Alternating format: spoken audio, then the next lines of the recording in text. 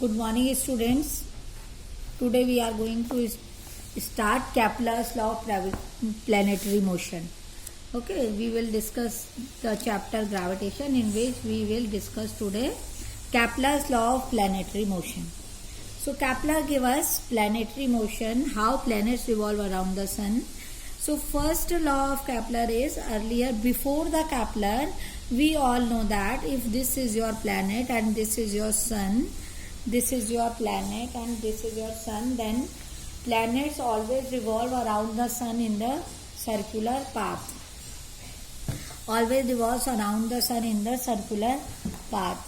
But Kepler explained us that that planets are not revolving around the sun in the circular path. It always moves around the sun in the elliptical path. This is your ellipse.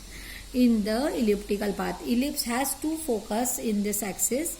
One is here, other is here. So what Kepler explained us? Kepler explained us planets revolve around the sun in the elliptical path, and sun will be on one of its two foci. Foci is the plural form of focus. Focus is the singular word and foci is the plural word, as the plural of radius is radii. Similarly, the plural of focus is foci. So, what Kepler explained as, planets revolve around the sun in the circular path and sun will be on its one of two foci. This is your Kepler's first law. Then after that, Kepler again has given a second law, that is, we know that now planets revolve around the sun in the elliptical path. What he had explained thus, that if the planet is going to move from point A to B in time t, and here from A dash to B dash in same time. Same time means if here we have taken t time, here also we will take t time. Or if we are taking 1 hour, then here also we will take 1 hour. So that means if planet moves from point A to B in 1 hour and from A dash to B dash in 1 hour, then the area sweeps by that area covered by that planet from revolving A to B is equal to the area from A dash to B dash. So what he has explained us? He had explained us planet sweeps out equal area in equal interval of time. Planet sweeps out equal area in equal interval of time.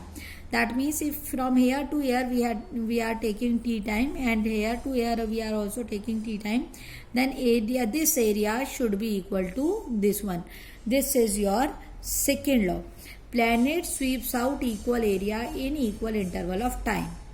That means if these areas are equal to each other, that means the planets, when it is farther from the sun, the speed of the planet is quite low, and when it is nearer from the sun, the value of that its velocity will be quite high. Its speed is quite high as compared to when it is farther from the sun. This is your Kepler's second law.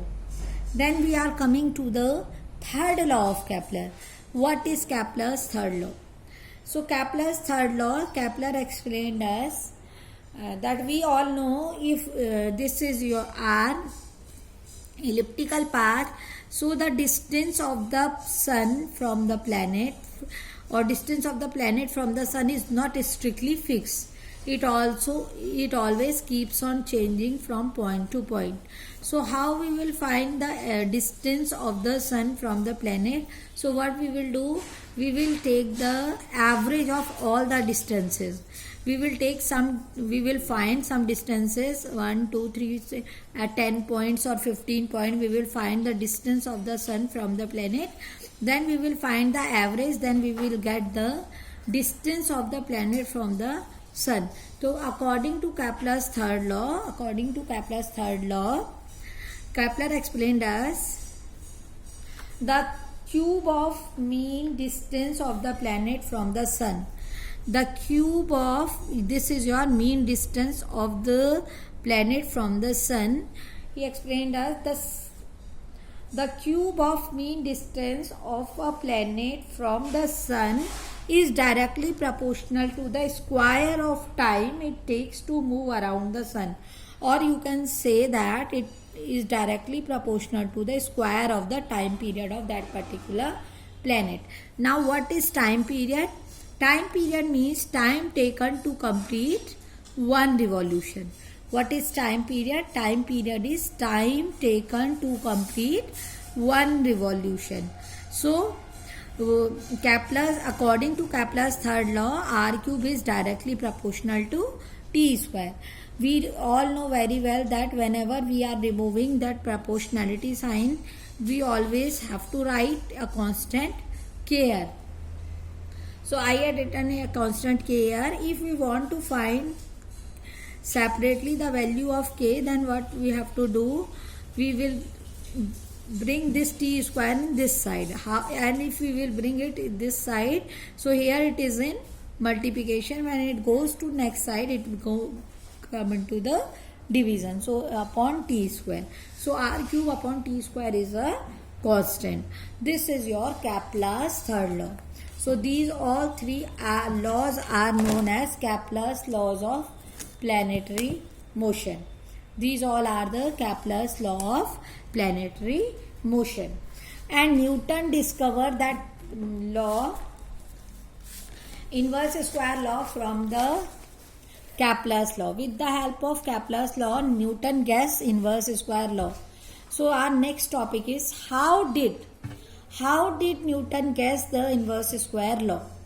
So how did Newton guess? With the help of Kepler's law. Now look at here. When Newton guessed the inverse square law, what he did? He assumed that, he has taken an important assumption. He assumed that the orbit of the planet around the sun is circular. We know that it is elliptical, but Newton assumed that it is circular. And if it is circular, it has the radius r. I had explained you that whenever an object moves in a circular path, it always experiences a centripetal force. The word centripetal means center loving.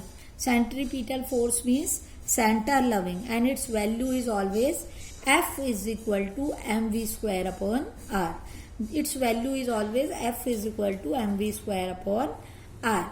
Now we all know that very well that m is a constant. M is a universal constant, it can never change.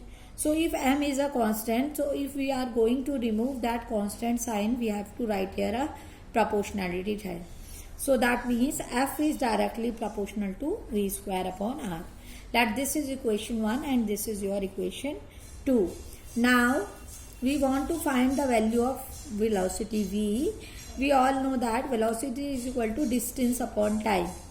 Distance, if an object is moving in a circular path, so always distance covered by that object is equal to circumference of the circle.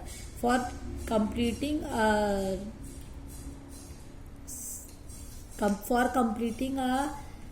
round, for completing one rotation, the distance covered by the object is equal to circumference of the circle, and the circumference of the circle is equal to 2 pi r. And for completing one revolution, time is known as time period of the planet. So this is equal to 2 pi r upon t. Now we know that very well 2 pi is a constant. R and T are variables, because for different planet the value of R and T will be different from each other, but 2 pi is always constant. And if 2 pi is constant, so we will remove that 2 pi. So and whenever we are removing any constant, we have to write a proportionality sign. So V is directly proportional to R upon T. Now in the formula of the second equation, which is F is directly proportional to V square upon R, we have V square. So we will square this equation. By squaring this equation, we will get v square is equal to r square upon t square. Now for the Kepler's third law, what is Kepler's third law? In Kepler's third law, the equation is equal to r cube upon t square. The value is r cube upon t square, but here we have r square upon t square. So what can we do? We can multiply as well as divide with the r. So here I had multiply as well as divide with the r. So that means there is not any effect in this term, because we had multiply and divide. If we will cut these two, we will get the same term. So we had multiply as well as divide. Now we will take here these terms together. So what will come here? V square is directly proportional to r cube upon t square into what is remaining here? R in the denominator. So we can write here 1 upon r. Now r cube upon t square is a constant, we all know. So we can remove that this is a constant from the Kepler's law. So that means v square is directly proportional to 1 upon r. And our second equation is f is directly proportional to v square upon r. And if f is directly proportional to v square upon r, and v square, in place of v square we can write here 1 upon r.